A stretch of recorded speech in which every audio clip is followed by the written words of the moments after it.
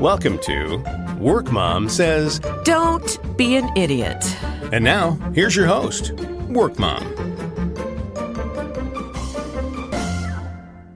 Hello, everyone.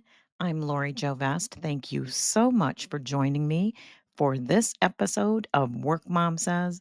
Don't be an idiot. Today, we are going to talk about how to develop grit, even when you're really tired of trying.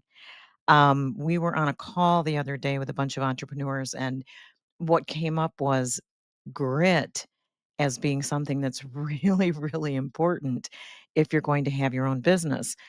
I would say it's also really, really important to career success. And it's not about being tough. I mean, people think grit, they think, oh, the old Westerns, and, it's got to be, you got to be tough. And that's not what it is. What it is when you are willing to keep going, even when things are really difficult, even when your motivation is just kaput and nobody's paying any attention to what you're doing, and I feel like I've had an opportunity to seriously develop some grit with this digital marketing shop that we own. My husband and I run it. And I was going through a period of time where it just felt really, really hard. Now, we're bootstrapping. We do not have oodles of money sitting in the bank account letting us lose money on this business or letting us just kind of play with this business. This business pays our bills. And that means that you have to keep going even when you don't feel like it. And most business owners, especially in the early stages, that's what's simply true for us. And so there are times when you just want to quit. I mean, I I was having a really bad day one day. A client was acting up and another client had to get fired from our client roster. It was just a really rough week. And I told my husband, "Honey, I'm gonna go get a job at Target. I just think it would be so much easier to deal with the general public than it would be these business to business marketers because it is hard."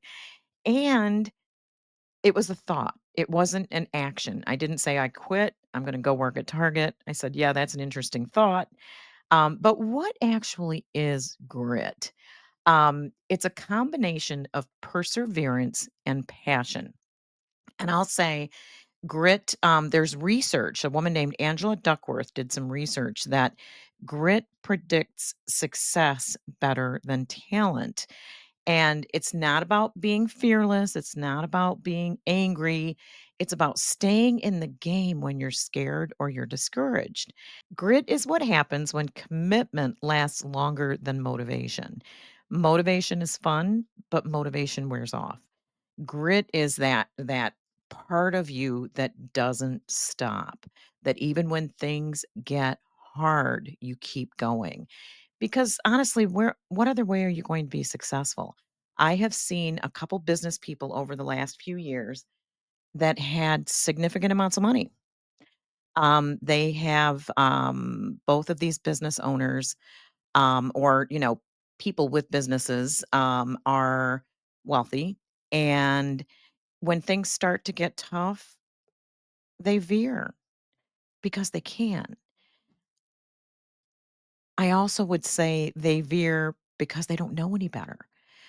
If you are in a position where you need to work hard for your money, that's a way to develop grit. That's how grit comes into being naturally for some of us. But there are ways that you can develop it, even if you don't think you have it. If it's easier for you to quit than it is to stick through something. Couple things that I can suggest to help you build some grit, to help you, make your career soar. If you give up all the time, your career is not going to soar, period. That's just what is. Your life isn't going to soar if you give up whenever it gets hard. So, one of the things that they say right off the bat to develop grit and stick to itiveness is to know your why. Purpose fuels perseverance. So, when things look tough, I know that I have a lot of goals out there that I still wanna reach, and if I quit, they aren't gonna happen. They're just not gonna happen. So, number 1 is figure out what your purpose is. Figure out what you really, really want. I would recommend that you look up Benjamin Hardy. He's an author. He does, work on future self that will help you figure out what your purpose is, and once you have that purpose, everything else leading to it gets easier. And he's a huge proponent of your future self, visualizing who you want to be, feeling what that is, and then pulling yourself toward it. So if you're interested in learning what your purpose is, I would suggest you look up some Benjamin Hardy. Great guy.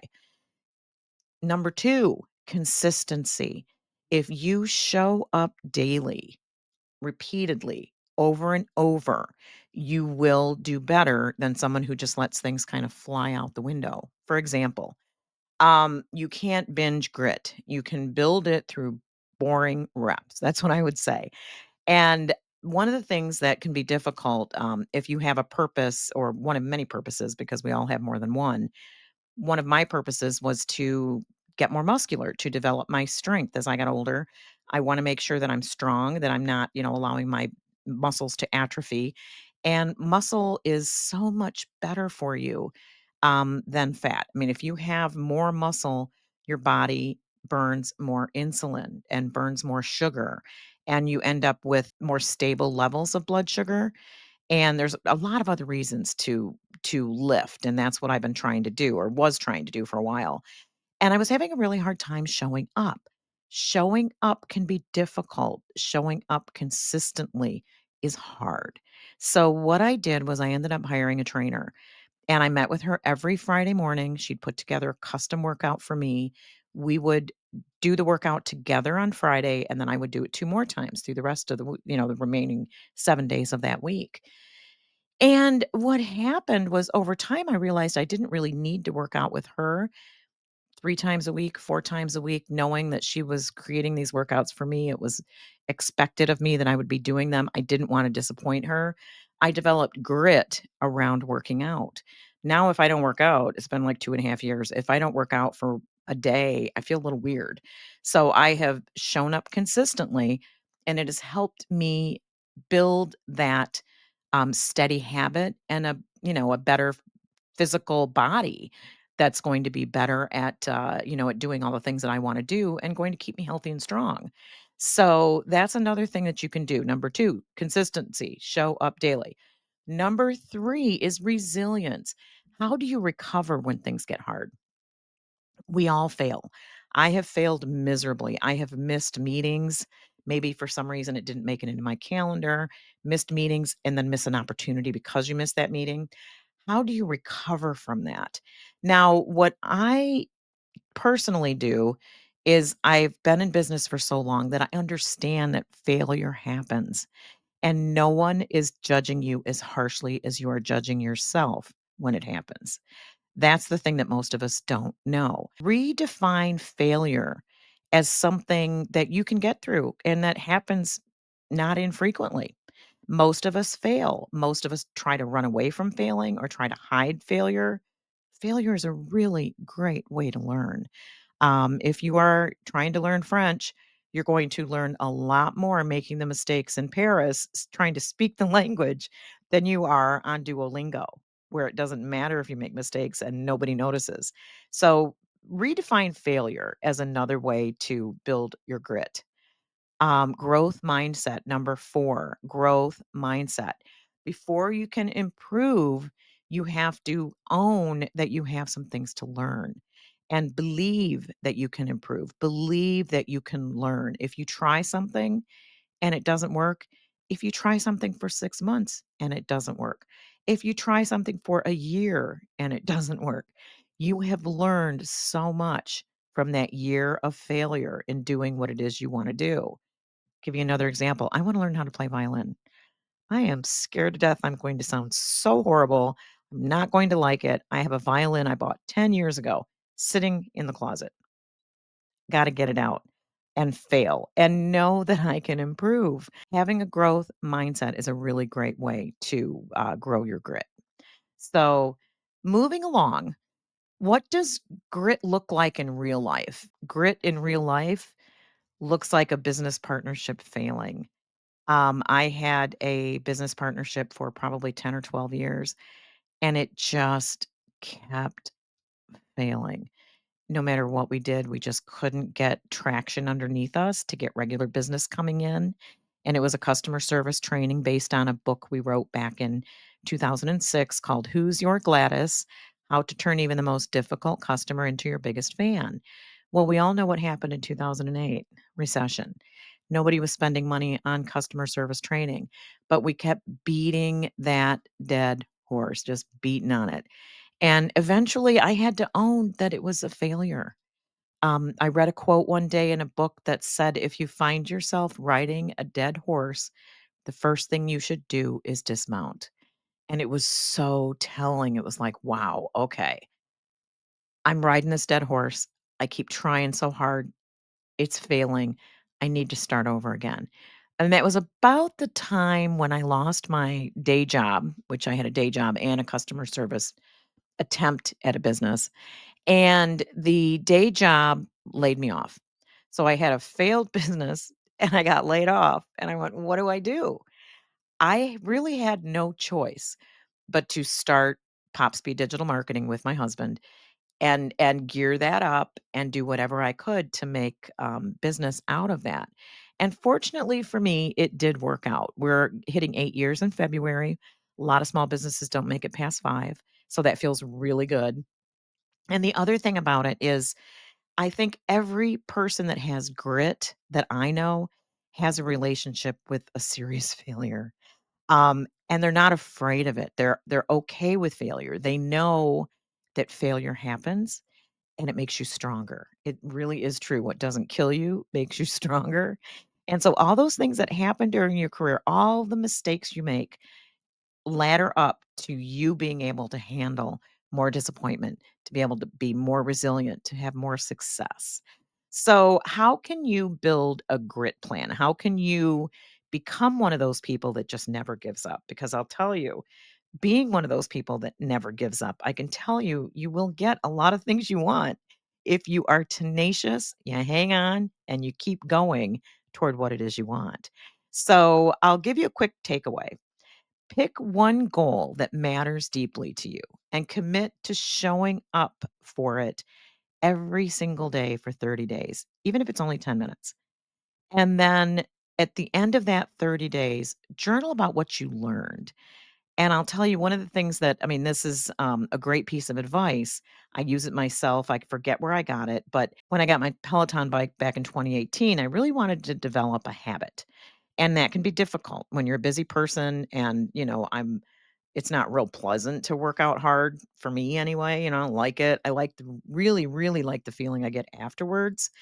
But whenever I have something like that coming up, I will make a challenge with myself to follow it, do it every day for 30 days, even if that seems unreasonable. Because by doing that within 30 days, by the time that's over, you're like, this is just something I do. And then you can dial it back a little bit and maybe just, like I started riding the Peloton 3 to 4 times a week. Great, works for me, does a great job, helps me keep my weight down, keeps my cardio health strong. And it's one of those things that you can reward yourself with something too. I don't know, this was 20 years ago, but I was really trying to get into another workout habit. I use it for workouts a lot. Was I was trying to develop an early morning weight training habit.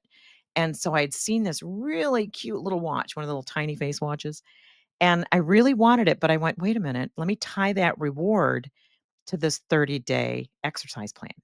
And if I make it the 30 days, no mistakes, no mistakes, I would get myself that watch. And I did, and it really helped, and I think it kinda set me up for a lifetime of working out more frequently. And then I had to kind of figure out what specific workouts worked for me.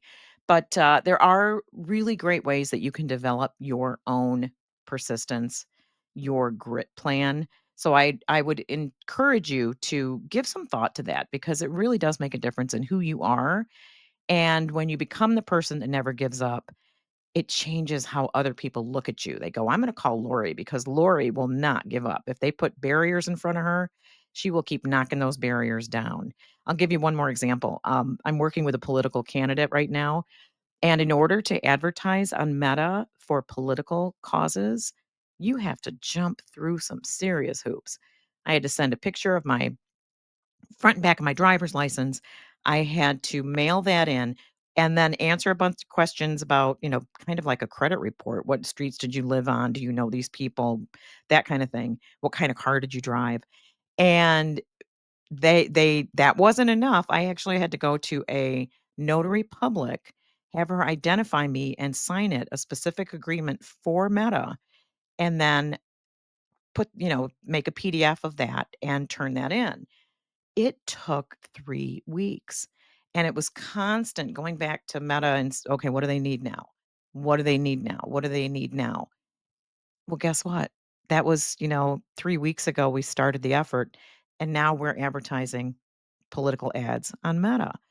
And the client even said, "Oh my god, Lori, I know none of the other candidates are going through this because that's ridiculous. It's for a little tiny small town, where it's maybe 600 people live there." So it was just really interesting. And it's an example of how grit will help people think about you differently in a way that will contribute to your success. So developing grit is not glamorous, it's sweaty, it's lonely, it's unfiltered, but personally believe it is the foundation for every great success story. You don't have to be born with it. You can build it one choice at a time, and I would encourage you to get started on that journey and actually share this episode with someone who's in the middle of something hard right now. Because continuing to go forward to take that next step over and over again is what will get you through those challenging times. So that's what I've got for you today. Again, I'm Lori Jo Vest. This is the Work Mom Says podcast. I have a website at workmomsays.com. I would love to hear from you. If this is the first time you've heard one of my episodes, I've got a whole catalog on most of the podcast platforms as well as on my website. So I would love to hear from you. I'm also an open networker on LinkedIn. So just connect with me there and let me know that you listen to the podcast. And I am also on YouTube. If you are watching this on YouTube, do me a favor, subscribe, hit that like button, leave me a comment. I'm really trying to grow my audience there as well. So thank you so much for joining me today. I will see you again soon. Thanks for listening to Work Mom Says. Don't be an idiot. For more information, you can email Workmom at lori@workmomsays.com. That's Lori at workmomsays.com. And remember, Don't be an idiot.